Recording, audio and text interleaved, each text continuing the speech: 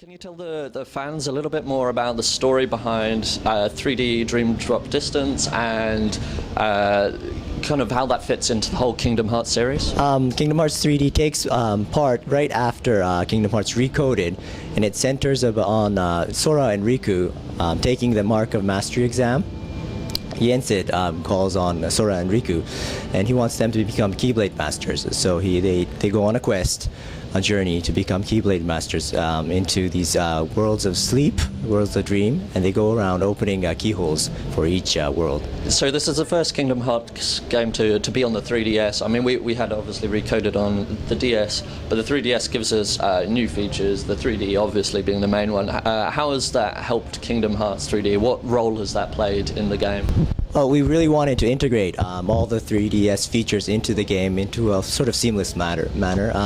For example, the bottom view, the touch screen, we really wanted to use that into the battle system. Nomura said he wanted to use that not just as a reference point, as a map or something, but something that fits into the battle. And so, for example, when you use the reality shift system in the battle, you could dive into the Sora or Riku dives into the bottom of the screen, and then you could use the touch screen to deal blows, use special abilities that are really unique to each world.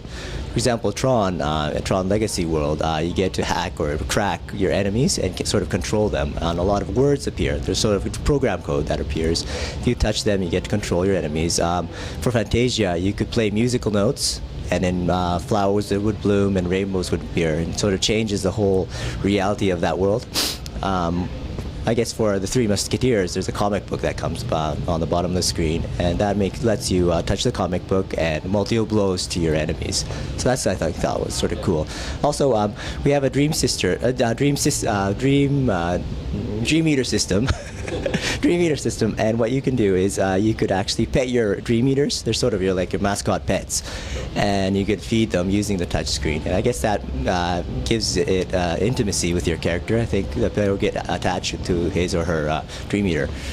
And you talked there briefly about obviously some brilliant characters, both from Disney, and we've got Final Fantasy. How do you choose?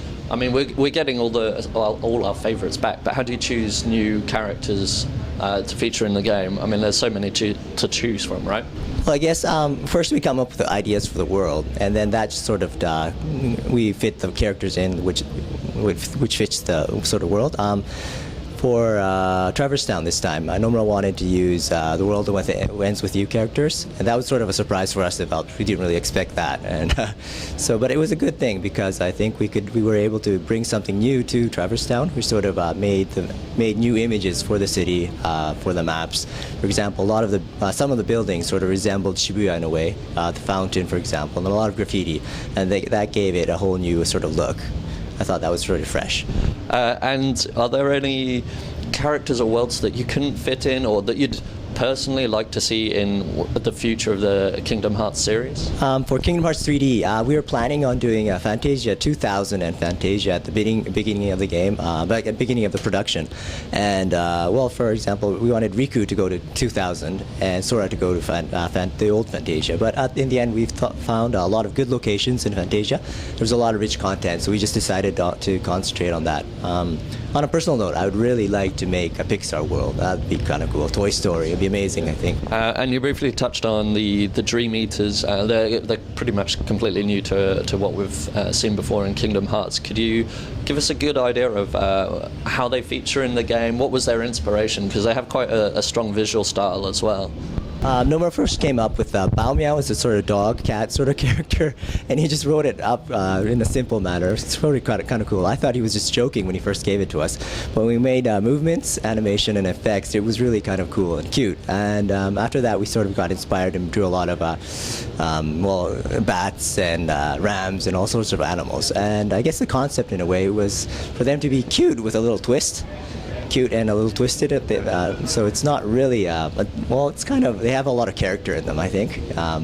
Some of them look lazy, some of them look really angry. I think there's a lot of character, personality behind each of the character. And obviously this is a long-running franchise. We've got some really hardcore fans that've been from the start.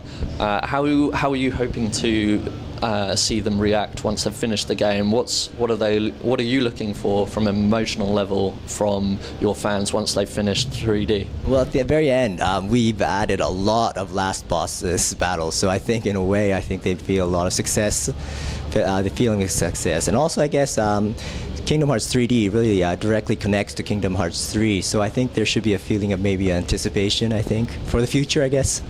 Kingdom Hearts 3D really connects the past and the future of Kingdom Hearts, so you don't want to miss it. Has fan feedback played any kind of role into the Kingdom Hearts series? How did that affect 3D? I think everything, actually. We're always listening to our fans. I think that's one of the most important things.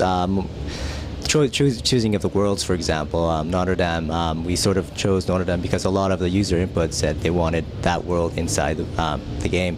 Everything we do, all the actions, all the gameplay, I think is from our experiences are from past games. What the user comments, what the users said on previous Kingdom Hearts games, we sort of adjust it each time. So in a way, I think that's really important.